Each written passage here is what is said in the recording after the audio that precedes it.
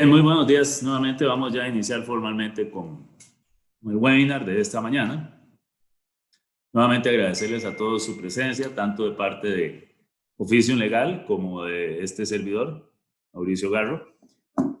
Vamos a conversar sobre temas relacionados directamente con la protección de datos personales desde un enfoque sobre todo empresarial, tomando en cuenta además, digamos, las condiciones globales que estamos viviendo y que, como ya todos sabemos, han involucrado un incremento brutal, si se quiere, en el uso de las nuevas tecnologías, particularmente para la transmisión de este tipo de formas de comunicación entre los sujetos. Brevemente, para iniciar, yo creo que es importante siempre hacer una explicación para ubicarnos un poco en el tema al que nos estamos refiriendo, ¿verdad? Si bien en Latinoamérica, particularmente, la protección de datos es una ciencia emergente, si se quiere, y es, digamos, condición específica de países como Argentina, Uruguay, Perú, Colombia, acá en Costa Rica y México, donde más fuertemente se le ha dado un impulso. Lo cierto es que, con excepción, digamos, de nuestra República de Costa Rica, notarán ustedes que hay economías, las economías más fuertes de Latinoamérica son las que están involucradas, con excepción del Brasil, que ya está por sacar su respectiva legislación al respecto, ¿verdad? Y esto es precisamente porque en el marco internacional, tanto a nivel europeo, asiático, de los Estados Unidos, la regulación en protección de datos es severa, ¿verdad? La más severa es la europea. Los asiáticos siguen mucho el modelo europeo.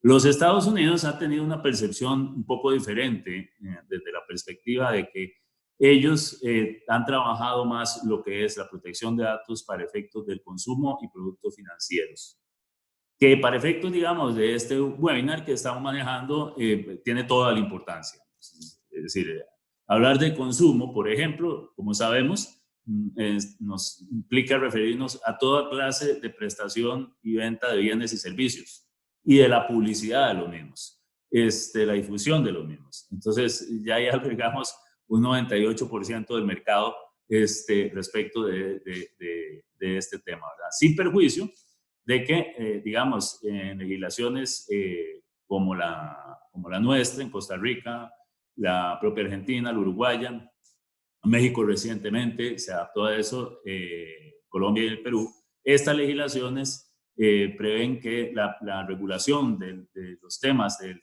tratamiento de datos no solo afecta el ámbito privado, sino el ámbito público, ¿verdad?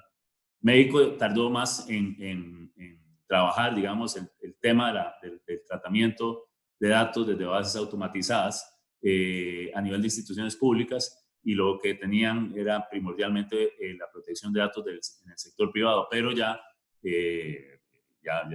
razonable tiempo, un año, poco más de un año tal vez incluso, tienen su regulación específica para el tema de las bases de datos en instituciones públicas. Y repito, para los que nos escuchan acá en Costa Rica, es desde el 2011 que se entró a regir la Ley de Protección de la Persona frente al tratamiento de datos personales, es de regla común. Ahora, este tema de la protección de datos, ¿de qué va? ¿De qué trata? El origen paralelo, simétrico, digamos, a nivel global de estas regulaciones específicas es ni más ni menos que el derecho a la intimidad. En la mayoría de las constituciones latinoamericanas está previsto, incluso en el caso, por ejemplo, de la propia constitución argentina y la del Perú, si mal no me equivoco, constitucionalmente la protección de datos es además un derecho fundamental, ¿verdad? Como ya lo es en Europa, como lo venía haciendo, digamos, desde ya hace poco más de 15 o 20 años, pero ratificado con la reciente promulgación del Reglamento General de Protección de Datos de la Unión Europea, el GDPR. De manera que ese principio, ese núcleo básico, ya de por sí nos informa qué es lo que estamos intentando proteger cuando hablamos de este tema. Y no es otra cosa que ese fuero interno de cada sujeto, ese fuero interno de cada persona, que incluso se encuentra sustraído de la propia regulación estatal, ¿no? del propio arte, del arte de la ficción jurídica, del ejercicio de control sobre ese fuero interno, no existe, a menos que nosotros publiquemos. De esta manera encontraremos los primeros resabios de un derecho a la intimidad normativamente estipulados allá después de la Segunda Guerra Mundial, con la Declaración de los Derechos Humanos que dio origen a la Carta de las Naciones Unidas. El artículo 12 de esa Carta de Protección de los Derechos Humanos, la Declaración de Protección de los Derechos Humanos, establece el principio del derecho a la intimidad. Como todos sabemos, además, fue a través de la Segunda Guerra Mundial, verbigracia de la Primera y demás conflictos suscitados a lo largo del tiempo, que finalmente el ser humano entró en conciencia del valor, digamos, de la concepción de los derechos humanos. Y a partir de ese momento surgieron los de primera generación, es decir, el derecho a la intimidad es un derecho de primera generación hasta ya la cuarta. El derecho a protección de datos ha de ser incluido ya como un término de cuarta generación en materia de derechos fundamentales. ¿Cuál es el propósito de la regulación, particularmente hoy en día? Esto se puede resumir desde hace unos 20 años hacia acá. Cuando ya dejamos o atravesamos la barrera de lo que era el derecho a la intimidad, o lo que en el sistema americano se conoce como the right to privacy, o the right to be left alone, que por supuesto, por ser el modelo anglosajón, un modelo de corte jurisprudencial, fue desarrollado por esa vía, no por vía regulatoria, y tuvo su origen muy cómico en una disputa de un distinguido colega, abogado, bostoniano, allá en 1890, por una serie de publicaciones que se realizaron en medios de comunicación respecto de su vida privada, de su comportamiento en fiestas privadas y su vida marital. El hombre se enfureció y fue donde su socio y publicaron un artículo en el Harvard Law Review de noviembre de aquel año que se llamaba The Right to be Left Alone, derecho a ser dejado solo, dirigido a los medios de comunicación, y ese fue el origen del derecho a la intimidad en el sistema. ¿Qué es lo que cubre el derecho a la intimidad? El derecho a la intimidad es lo que en materia de datos personales llamamos datos sensibles, que es tema de moda en estos tiempos, precisamente por el COVID-19. Los datos sensibles son el núcleo puro y duro de nuestro fuero más interno. Los datos sensibles incluyen nuestras preferencias ideológicas, políticas, filosóficas, religiosas, nuestras preferencias sexuales, nuestros vínculos sindicales, por ejemplo, nuestros datos de la salud, nuestros datos biométricos, nuestros datos genéticos, nuestras preferencias religiosas, es decir, todo aquello que compone el valor agregado del ser humano como tal. Y que, por regla general, de recibir un uso inadecuado, un tratamiento inadecuado, como por ejemplo puede ser la publicación inadecuada de estos criterios y pensamientos de cada sujeto, puede producir una discriminación sobre la persona o generarle a su vez un daño a los derechos, a lo que llamamos los derechos a la personalidad, como el honor o como la imagen. Este es el núcleo. Pero por ahí de los años 70 se empezó a percibir que el tratamiento de datos personales, de esta información, que no solo implica nuestro correo electrónico, nuestro teléfono, nuestra dirección, sino que va mucho más allá, implica nuestra forma de vestir, nuestro comportamiento gestual, el color de nuestros ojos, el tamaño de nuestras manos, de nuestros pies, la forma en el tono de mi voz es un dato personal, la forma en la que escribo es un dato personal, toda la composición de mi ser. En ese momento en que las nuevas tecnologías, particularmente en términos informáticos, empezaron a permitir el tratamiento masivo o relativamente masivo de esta información, acarrió desde el punto de vista mercadológico una solución muy práctica para las empresas y para las instituciones públicas también, por cierto, hoy en día. Que es el hecho de que no tenés ya necesidad de hacer un estudio de mercado para definir los gustos y preferencias de la persona. Mejor aún, las grandes empresas ubicadas en su mayoría de este tema en los Estados Unidos, como Microsoft, Google, Yahoo,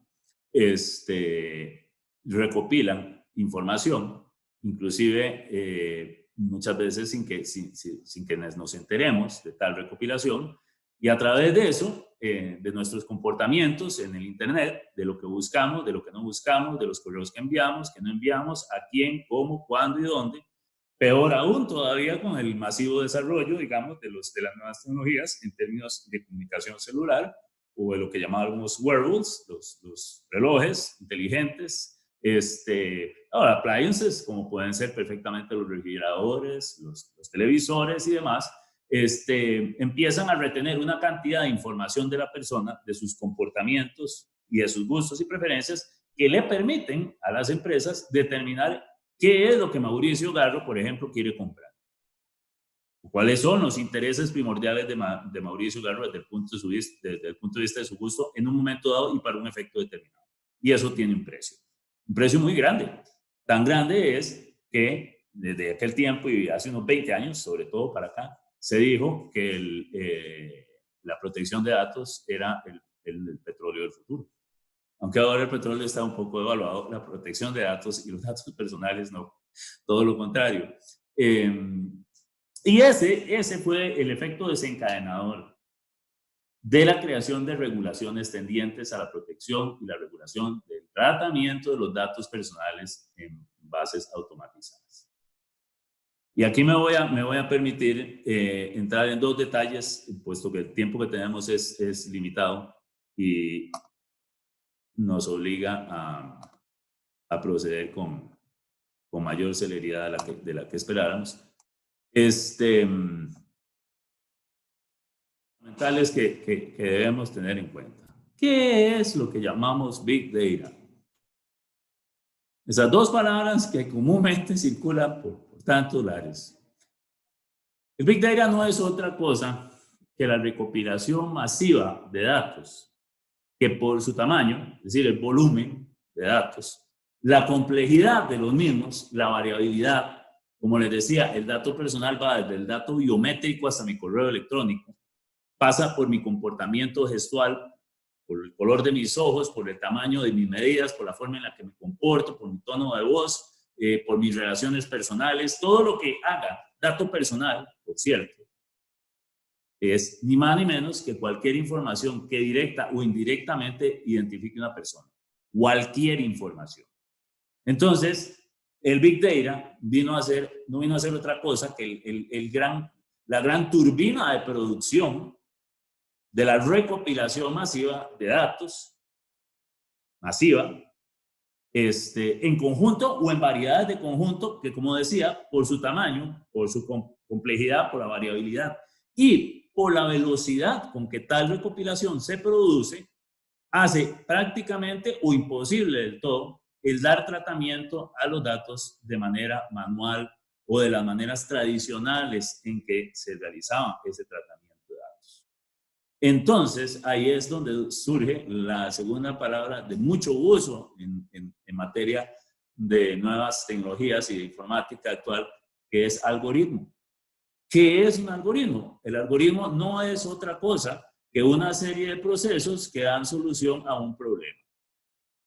Algoritmo no es un término de informática. Una suma es un algoritmo. 2 más 2 son 4. Proceso de soluciones para llevar un resultado. Ahora, una resta también y una división. Imaginémonos esto a la millonésima potencia, por infinita cantidad de datos que se recopilan de tantas fuentes como las que mencioné, desde televisores, refrigeradoras, nuestros teléfonos celulares, las computadoras, nuestros relojes, las mismas vestimentas que ahora también tienen calidades de inteligencia artificial. Todo eso se recopila masivamente a nivel global en todo momento del día, a toda hora, y produce, ¿verdad?, por vía de algoritmos, lo que, por ejemplo, llamamos inteligencia artificial.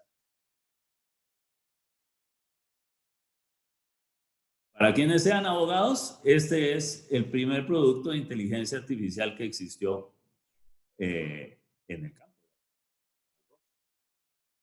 Pues vino Watson. Y es un peligro latente para la profesión, y eso sucede en todas las profesiones y en todos los campos. La inteligencia artificial básicamente es la aplicación de soluciones informáticas emulando las capacidades del ser humano. No es nada nuevo. Habrán oído ustedes con frecuencia, cada vez que ven una película de accidentes aéreos o similares, el famoso tema del piloto automático. El piloto automático es una inteligencia artificial. Es un comportamiento informático que suplanta el comportamiento del ser humano o emula el comportamiento del ser humano. El tema es la manera, porque si estamos hablando de Big Data, como estábamos hablando, y lo ponemos a trabajar en ROS, pues en ahí usted tiene una solución. Hay soluciones más avanzadas. ROS fue la primera, después hubo Watson. En el ambiente europeo, en España particularmente, hay una inteligencia artificial que funciona que se llama jurimetría. Y entonces uno mete el caso concreto, sencillamente, esto es lo que sucedió, lo pongo a conocimiento de la inteligencia artificial, y la inteligencia artificial hace lo que, por ejemplo, todo profesional en derecho deseara poder hacer desde sus años de estudiante, que es la compilación masiva de jurisprudencia, doctrina, toda clase de informaciones relacionadas o no y normativas, no solo a nivel de un país o una región concreta, sino a nivel global y en diferentes sistemas. Y realiza esa compilación, hace un estudio según la necesidad, ¿verdad? O sea, uno le indica, uno le da los parámetros de lo que necesita y te da una respuesta en breves minutos. Y te dice su caso es ganable o su caso no es ganable. De esta manera, la inteligencia artificial viene a ser un producto que tan beneficioso es para nuestra actividad particular como peligroso puede ser según se pueda utilizar. Bien. Volviendo a los temas que nos atañen para esta mañana, ahora me quiero concentrar, dicho todo lo anterior, en cuál es la utilidad de esto que llamamos datos personales dentro del ámbito empresarial. Bueno, primero que todo, las regulaciones. Como les decía, en el ámbito europeo, la regulación de protección de datos es la más rígida que existe a nivel global.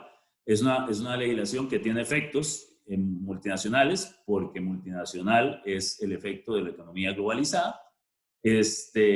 Ha tenido un fuerte impacto esta última regulación europea, el nuevo reglamento de protección de datos, no solo en el ámbito asiático y en los Estados Unidos, sino en la propia Latinoamérica. Por vía indirecta, porque es una norma de aplicación para el ámbito de la Unión Europea. Sin embargo, toda empresa que tenga sede en la Unión Europea se ve impregnada del marco de regulación de esos alcances de GDPR. Igualmente, hay algún tratado internacional que quizás nos dé chance de verlo, pero en todo caso vamos a adelantarnos, que es el famoso Privacy Shield, el escudo de privacidad que sustituye al Safe Harbor, que es el acuerdo común de tratamiento y protección de datos en la transferencia entre la Unión Europea y los Estados Unidos. Y ahí se ven incluidas todas las empresas, las macroempresas que manejan el tratamiento de los datos personales. ¿Por qué? Porque a través de toda esta masificado tratamiento de los datos es que las empresas manejan la venta de bienes y servicios, y que las empresas publicitarias, por ejemplo, hablando en términos mercadológicos, pueden realizar la difusión y la publicidad de los diferentes bienes y servicios para efectos del público. Y todo esto se hace a través de análisis de data personal, fundamentalmente. Y la inteligencia artificial masifica y multiplica la eficiencia de los resultados disminuyendo costos. Esto tiene un efecto particular dentro del mundo empresarial. Cada vez que las personas van a un supermercado, o van a una agencia de vehículos a comprar un carro, o van a una tienda a comprar diferentes cuestiones para su casa, muebles, televisores, radios, cuando vamos a comprar una computadora, cuando vamos a comprar un reloj, todo esto, cuando vamos a comprar prendas de vestir, zapatos, corbatas, ¿no? Lo que sea, todo implica un tratamiento de datos que es tanto recopilado en la fuente donde se están adquiriendo como a través de información que surte el mercado. La venta de servicios, por ejemplo, como los cines, a donde vamos también utiliza este tipo de información para determinar los gustos de las personas y los tipos de películas a proyectar en ciertas estaciones del año, en ciertos momentos y para ciertos públicos, porque para todo eso se desarrolla esta estadística. Desde el punto de vista empresarial, entonces, lo que tenemos acá no es otra cosa que un tema de responsabilidad corporativa. De responsabilidad corporativa, pero desde la perspectiva del servicio al cliente. ¿Usted quiere quedar bien con su cliente, empresario? Entonces le conviene tener políticas de privacidad seguras, bien desarrolladas, que le permitan a su cliente tener la seguridad de que está contratando con una empresa seria, por ejemplo. Y entonces ustedes encontrarán como cualquier empresa a nivel de comercio electrónico, que en estos días está todavía más de moda por el hecho de no poder realizar las compras físicamente o personalmente, tienen mecanismos apropiados, digamos, Amazon o eBay, por ejemplo, para no solo la recopilación, el tratamiento de los datos, sino el ejercicio de los derechos que implica esa recopilación y ese tratamiento. Porque en este tema hay un punto jurídico meridiano que es ni más ni menos que el derecho a la autodeterminación informativa. ¿Y qué significa, en palabras muy sencillas, que toda persona debe autorizar el uso de sus datos personales? Porque como el dato personal es toda información que identifica o hace identificable una persona, es información, es propiedad, titularidad de cada persona. Solo se utiliza con el consentimiento de la persona. De manera que, como ustedes observarán, por ejemplo, en el mercado latinoamericano, esto es muy común, se producen cantidades enormes de recopilación de datos en forma ilegítima, porque se realizan sin el consentimiento informado. Porque no, digamos, existe una cultura desarrollada para que efectivamente se entienda que hay una sanción y un riesgo detrás del uso inadecuado y la recopilación inadecuada de datos personales. En los países donde ya tenemos legislación operativa en Latinoamérica y existen órganos, como por ejemplo, en el caso de Costa Rica, la Agencia de Protección de Datos de los Habitantes o la Sala Constitucional, igualmente, existen ya los mecanismos necesarios y apropiados para aplicar sanciones a aquellos que violentan el régimen de autodeterminación informativa o que recopilan de manera ilegítima los datos personales y les dan tratamiento. Ni qué decir cuando hablamos de datos sensibles. Hoy en día, por ejemplo, el tratamiento ilegítimo de datos de la salud está encendiendo todas las luces rojas en el mundo de la regulación de data personal internacionalmente. Y la gran preocupación hoy por hoy, digamos, desde esa perspectiva, es que si bien la situación de emergencia indica, y precisamente por los beneficios que trae, por ejemplo, la inteligencia artificial, requiere de la entrega y la transferencia de información sensible para el desarrollo lo más pronto posible y de la manera más eficiente de una vacuna contra el COVID-19, también existe la preocupación de qué va a suceder después con toda esa información. Porque imagínense lo que sucede con toda la información de la salud de Mauricio Garro. ¿Qué productos o no pueden ser vendibles para Mauricio Garro si alguien sabe exactamente cuáles son sus condiciones de salud, sus limitaciones físicas? Por eso no nos llamemos engaño cuando, por ejemplo, nuestro teléfono inteligente tiene esa inédita habilidad de contar los kilómetros que caminamos cada día. Eso no es gratuito, ¿verdad? Eso es una condición de recopilación de datos precisamente para obtener un producto. Entonces, la seriedad empresarial a la hora de manejar sus políticas de privacidad es fácilmente visible. Busquen en cualquier sitio de cualquier empresa nacional o multinacional que tenga un cierto volumen de ejecución, incluso hasta muchísimas pymes hoy en día ya lo utilizan, el tema de políticas de privacidad y protocolos de seguridad. Porque con las primeras definís cómo, quién y cuándo se van a manejar los datos recopilados y a dónde puedo yo ir a ejercer los derechos implícitos en mis datos personales, que son los derechos genéricamente, globalmente, de acceso, es decir, el derecho que tengo yo a conocer quién y cuánta información tiene de una persona, de mi persona, del titular, el derecho de supresión, el derecho de eliminación, el derecho de oposición, que en Costa Rica, por ejemplo, no lo tenemos, es el derecho de decir, usted puede tener esos datos en esa base, pero no los voy a usar, porque tengo objeción y voy a plantear una denuncia, o voy a plantear una demanda. ¿Una demanda por qué? Una demanda por daño a la imagen o daño al honor. Usted utilizó, por ejemplo, mis datos sensibles inadecuadamente y sin mi autorización. Eso puede implicar una demanda y una condena por daños y perjuicios en cualquier sistema de corte continental y en el anglosajón también. En el common law.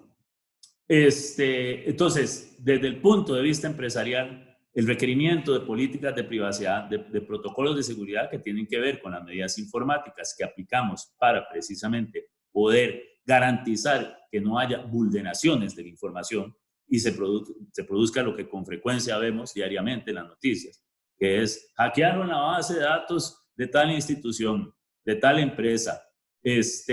Bueno, para evitar eso existen los desarrollos de lo que llamamos ciberseguridad.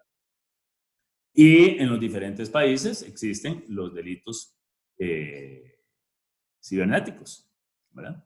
Los delitos informáticos que atienden, digamos, ya cuando se trasciende de la parte patrimonial, efectivamente a un ejercicio puramente delictivo de la actividad. No, ya no solo nos pasamos de la brecha de la autodeterminación informativa, pero además el propósito era, digamos, la ejecución de actos delictivos, como el secuestro, por ejemplo. El Big Data tiene sus cosas buenas, sus cosas malas. Y cuando hay información masiva, también hay posibilidades masivas de realizar actos indebidos. Entonces, esto desde el punto de vista empresarial que estamos comentando, el desarrollo de políticas de privacidad, el tener un consentimiento informado adecuadamente manejado, el tener una política pública de correcto tratamiento de los datos, es una garantía no solo para la empresa en sí misma, es una garantía para los clientes, para los proveedores, para los socios en la propia empresa. Preguntémonos, cuando estamos en el ambiente societario, empresarial, si a mí me gusta que mi socio tenga acceso irrestricto a toda mi información personal. Ahí tienen ustedes la respuesta del valor de la protección de datos personales. Bien, en cualquier momento, si alguien tiene una pregunta, aunque ya vamos bastante adelantados, puede hacerla perfectamente por el chat, pero ya pronto iremos cerrando, digamos, la fase de la exposición, por si alguien tiene alguna inquietud o alguna pregunta que realizar. ¿Cómo funciona? ¿Cómo opera normalmente, digamos, el marco regulatorio de protección de datos? Bien, la regla genérica en el mundo europeo, en Latinoamérica y en Asia es la creación de órganos específicos que tutelan el correcto tratamiento de los datos personales, de órganos estatales, ¿sí? Comúnmente conocidos como agencias de protección de datos. Estos órganos estatales tienen el deber y la obligación de vigilar y fiscalizar el correcto comportamiento y el uso de la autodeterminación informativa de los sujetos. Y en ese sentido, estos son los dos americanos que les estaba mencionando. Ya vimos la Declaración de Derechos Humanos. Y ahora veamos en qué consiste el núcleo puro y duro de la autodeterminación informativa. El concepto de autodeterminación informativa es alemán. Data del año 1983. Alemán. Y tiene que ver básicamente, para no entrar en mucha explicación jurídica sobre el tema, con este triángulo que estamos viendo en este momento. El derecho a la autodeterminación informativa es el derecho a accesar mis datos, como decía, a solicitar la supresión de los mismos, a oponerme al uso de los mismos, ¿verdad? Y a rectificar los mismos. Porque todo dato personal debe ser actual, veraz y exacto. He topado aquí en Costa Rica, y quienes hayan tenido la oportunidad de ver mi experiencia profesional, a mí me correspondió ser el director nacional de la Agencia de Protección de Datos de los Habitantes acá en Costa Rica. Y tuve el privilegio de montar, digamos, todo el proyecto desde su primera fundación. Así es que tuve la oportunidad, digamos, de ver el comportamiento genérico del mercado y de cómo, digamos, internacionalmente estaba funcionando comparativamente. Y en ese sentido, la autodeterminación informativa pende de esos 4 derechos que les estaba mencionando. Y particularmente estamos en un momento en que el impacto de los mismos ya se empieza a materializar, ya se empieza a ver, porque esto que les comentaba data del 2014 acá en Costa Rica. Las legislaciones europeas tienen 30 años de estar en vigencia, ¿verdad? El principio, el derecho a la autodeterminación informativa se surte de 2 principios fundamentales. El consentimiento informado, que es, como les decía, el deber de que cada titular autorice el uso de sus datos personales, básicamente, y el principio de calidad de información, que tiene que ver con que toda la información que se recopila en las fuentes que sean públicas o privadas debe ser veraz, actual y exacta. Y como les decía, en mis tiempos de director de la agencia, me tocó ver lo que en apariencia era recopilación masiva de informaciones, por ejemplo, de fotografías de nuestro registro civil, totalmente desactualizadas. Y que se vendían, porque, digamos, la venta de datos personales se produce, digamos, formal e informalmente, a través, por ejemplo, de lo que conocemos como buro de créditos. Cualquier institución bancaria o cualquier institución prestamista, formal o informal, conoce de estas empresas que se dedican formalmente, digamos, a la venta de datos personales y otras informalmente. Y dentro de estas condiciones me tocó a mí ver, por ejemplo, fotografías de personas de 10 o 15 años de desactualización. Y esa era la información que le vendían a terceros, como información veraz, actual y exacta. Entonces, la pérdida en la calidad de la información, que es básicamente de lo que estoy hablando, por supuesto que implica no solo una pérdida, digamos, desde el punto de vista de una pérdida de eficiencia y una pérdida de competitividad, porque la información que te están dando no te va a ser útil actualmente. Pero evidentemente una violación también a la legislación. Frente a estas violaciones, vamos a ver que existen, digamos, diferentes metodologías en el control. Como ustedes están viendo aquí, las autoridades reguladoras de protección de datos tienen capacidades para realizar auditorías de oficio en empresas e instituciones públicas y emitir sanciones materiales y económicas. Sanciones que pueden ir, digamos, en materia del ámbito europeo, para poner un ejemplo, cuando yo tomo la fotografía de la página de Facebook de una persona y sin su consentimiento la pongo en mi muro para realizar una serie de manifestaciones respecto de esa persona o de un acto que haya realizado esa persona, no solo puede incurrir en delitos, no solo es penal la sanción, puede haber también un delito informático, además, o sea, no solo estamos hablando de injurias, calumnias o difamación, bueno, serían calumnias o difamación por la tercerización, pero además puede haber un delito informático. Aparte de eso, puede haber una pretensión de daños y perjuicios por indemnización de un daño a la imagen y al honor. Y por supuesto, se violan las normas de protección de datos, lo cual puede implicar, por ejemplo, como decía, en el ámbito europeo, sanciones por una acción de este tipo de entre 50 y 60 mil euros, por la mera exposición indebida de una fotografía. Lo demás ya va sobrado, ¿verdad? Ya suma.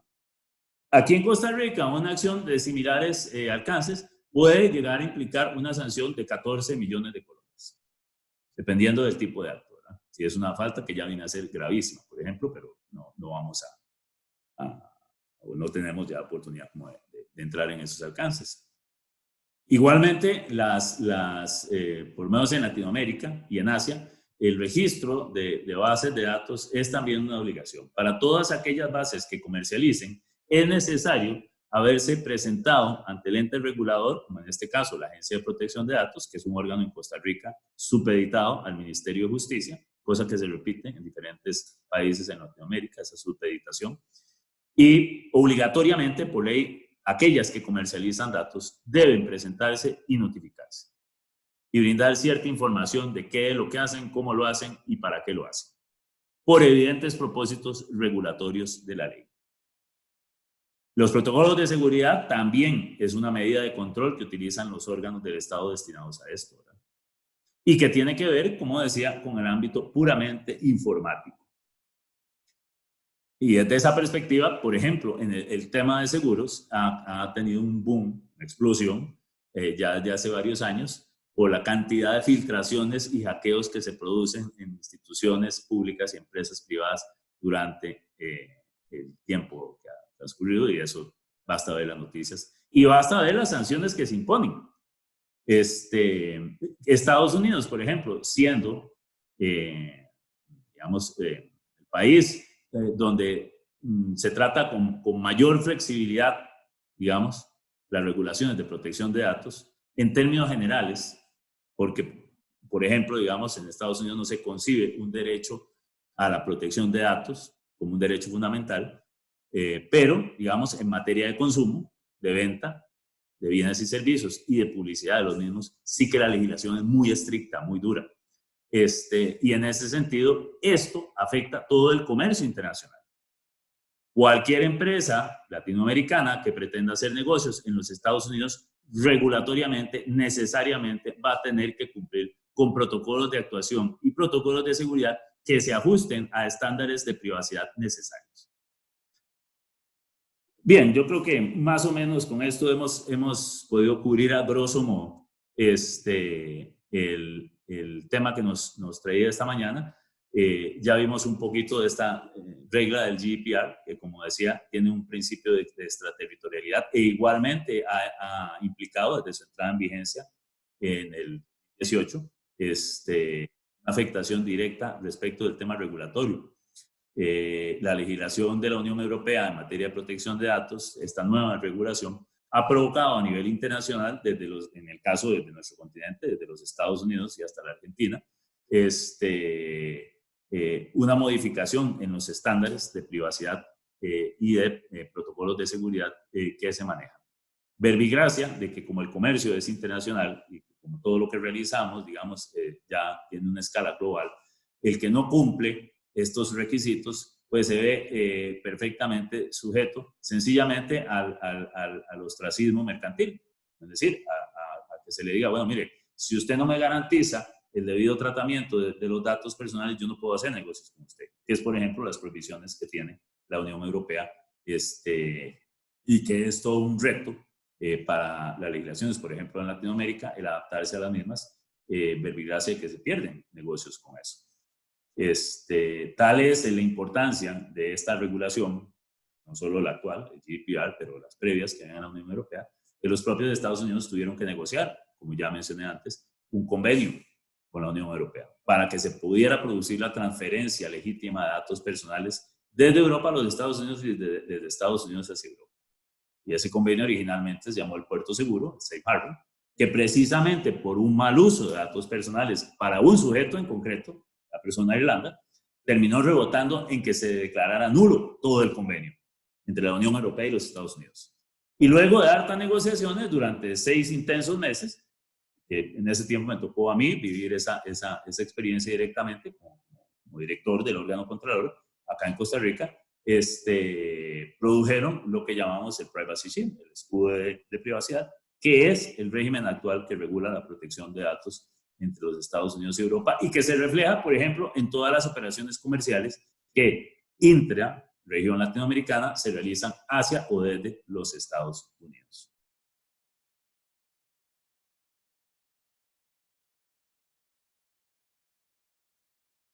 Ahí tenemos el Privacy Shield y Con esto concluimos esta breve exposición respecto de la ubicación en términos de la gestión de la privacidad en la era de las nuevas tecnologías. Dejo abierto en este momento el chat a las preguntas que pudieran ustedes tener. Con mucho gusto, unos minutos más, sin perjuicio ya de agradecerles su tiempo y su escucha. Vamos a ver, por acá tenemos a don Néstor Arbito. Nos dice, buenas tardes, tomando en cuenta el flujo masivo de datos, considerar las direcciones electrónicas que voluntariamente se ha declarado en cualquier base de datos podría considerarse como el lugar en que deba citar una demanda judicial. Bueno, eso depende del sistema, ¿verdad? Aquí estamos hablando ya de temas procesales. Sí, digamos, depende de la legislación, es posible notificar, digamos, en los sitios, sobre todo en contratación privada, notificar por vía de un correo electrónico, y eso es muy normal. Existen en Latinoamérica intensa variedad, y en los Estados Unidos y Europa regulaciones que permiten a las partes en el sector privado designar un sitio para recibir notificaciones contractualmente. Pero como ves ahí, la solución es de autorización, hay un consentimiento informado. Es decir, yo por vía contractual llego y digo, esta va a ser la dirección donde voy a recibir notificaciones. Igualmente ya en vía jurisdiccional también las legislaciones, digamos que ya tienen desarrollo digitalizado del manejo de expedientes electrónicos, funcionan también notificando a través de correo electrónico. Normalmente es solo cuando se cambia de sede jurisdiccional, de materia, por ejemplo, cuando se requiere un cambio de lugar de notificación expresamente autorizado. Por ejemplo, cuando yo tengo un choque, digamos, un accidente de tránsito, normalmente es una materia de naturaleza penal que se trabaja precisamente en la vía de tránsito. Pero la liquidación del daño que se produce en el accidente de tránsito para las partes es una cuestión patrimonial, entonces pasa a la vía civil. Entonces, la dirección de correo electrónico que hubiéramos asignado, como regla general, depende de cada legislación, en ese momento ha de autorizarse una nueva. Y se produce el efecto procesal civil común, que es la notificación en persona o en el domicilio. Tenemos otra pregunta aquí. ¿No considera usted que el factor consentimiento es debilitado ante el poco conocimiento de la dimensión de acceso a uso de mis datos? Por supuesto. La cultura, insistía yo desde mis tiempos de director nacional de la Agencia de Protección de Datos, es la base de todo desarrollo en esta y en cualquier materia. No existe ninguna ley, ninguna clase de legislación que pueda efectivamente producir resultados si la gente no entiende por qué y para qué existe esa ley. En el tanto, la gente no entienda la necesidad de proteger sus datos personales, no los va a proteger. Claro, ya ha habido, digamos, sobre todo en estos 10 últimos años, una serie con causas tan fuertes a nivel, digamos, regional de nuestra Latinoamérica e internacional, que ha habido una explosión en la regulación de las normativas. Y ha habido sanciones fuertísimas. Empresas, burós de crédito como Equifax, que es una empresa multinacional que se dedica a la venta de datos, a la creación, digamos, a la determinación más bien del riesgo crediticio, perdón, es más propiamente dicho. Esas empresas han recibido multas por parte de los órganos de control norteamericanos del consumo en materia financiera hasta de 1.500 millones, 1.200, 1.500 millones de dólares. Igual ha sucedido en Francia con Google. Con implicaciones, digamos, de sanciones de cerca de los 1.000 millones de euros a los que ni siquiera Google entró a demanda. Sencillamente llegó y le dijo al gobierno francés, está bien, yo se los pago. Porque es tal, esto es una opinión personal, pero es tal el volumen de ganancias que producen que 1.000 millones de euros perfectamente pueden ser peccata minuta bajo estos términos. Otra pregunta que tenemos: ¿qué se puede hacer con estas empresas que pasan llamando y utilizando los datos personales para el acoso y el cobro de las deudas? Bueno, eso es un clásico. Eso es un clásico.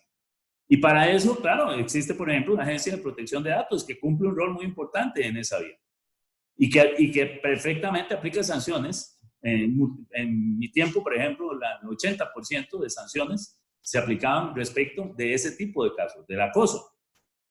Porque el acoso, efectivamente, como la palabra lo define, es un exceso, un abuso en el uso del dato personal, del teléfono, del correo electrónico. Y con frecuencia nos llegaban casos, por ejemplo, de que a razón de una deuda, una entidad financiera, formal o informal, pero sobre todo las informales, se adjudicaban el derecho no solo de llamar a la persona que tenía la deuda, pero a sus padres, a su pareja, a sus hijos, a sus primos. Perdón. Poco faltaría para que llamaran al animalito que tienen ahí en la casa para pedirle que pagara lo que debía. Y como hablábamos de consentimiento informado y autodeterminación informativa, eso no se puede hacer si no existió el consentimiento de cada una de esas terceras personas.